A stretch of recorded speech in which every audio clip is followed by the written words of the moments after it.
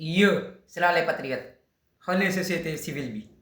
depuis 4 jours su ma jumul nañu lancé pétition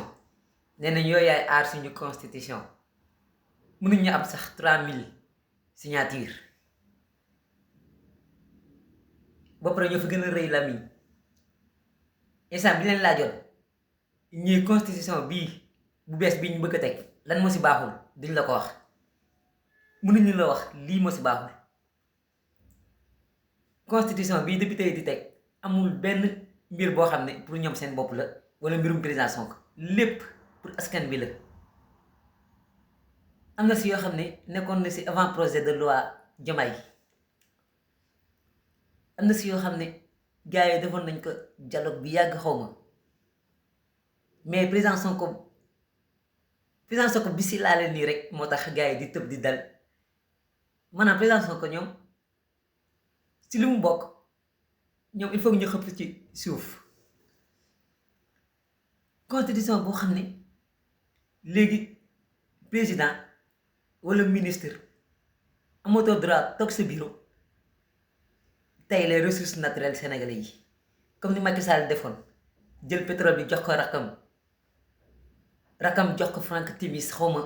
ñu am 10% ressources naturelles si constitution bi dañoo ne askan baa ko moom. léegi ressources naturelles suuf askan bi géeju askan bi jën yi et cetera balaa ñu siy jël ndogal di signé ay mbir ak yeneen dëkk yi dañuy laaj assemblée nekkatul président mooy toog si bureau jël décision def lu ko neex nekkatul ministre mooy toog si bureau def lu ko neex daf siy laaj ndigalu assemblée. ñu xool ndax lii muy signé njëriñu askan bi la lii bokk na suba si constitution bi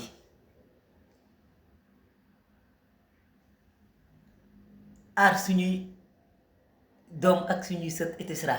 gis ngeen léegi ñu ngi naan xawma si programme école yi affaire genre affaire góor jigéen et cetera léegi constitution bi dañuy bind mu leer ne léegi li ñuy jàngale si école yi mooy suñu gëm-gëm suñuy maam et cetera. du ñu importer jàng jàmbur loo xam ne ay France États-Unis ñu ngi jàngal xale yu ndaw yi ay mbir mu góor jigéen léegi bu ñuy màgg seen xel yi dañuy foog ni loolu c'est normal jeex na dañ koy bind ci constitution bi constitution moo ëpp doole loi bi diisal mbirum góor jigéen yi voté nañ ko mais ci constitution bi léegi dañoo bind mariage góor la ak jigéen. gën ko sécuriser lii njëriñu askan bi la wala njëriñ waa Pastef njëriñu président Sonko ak yeneen bu leen jëlee seen temps lire benn par benn doo leen gis dara loo xam ne di njëriñu askan bi kon gars yi lan nañuy tëb di dal mel ni instant yi dañoo nar a tayle Sénégal quoi seeni intérêt waaw nañu laal moo tax ñu tëb di dal dinañ ko laal. Force reste à la loi yéen 3000 signatures sax mën na leen ko am ngeen ne yéenay tere suba ñu def xawma lan bismillah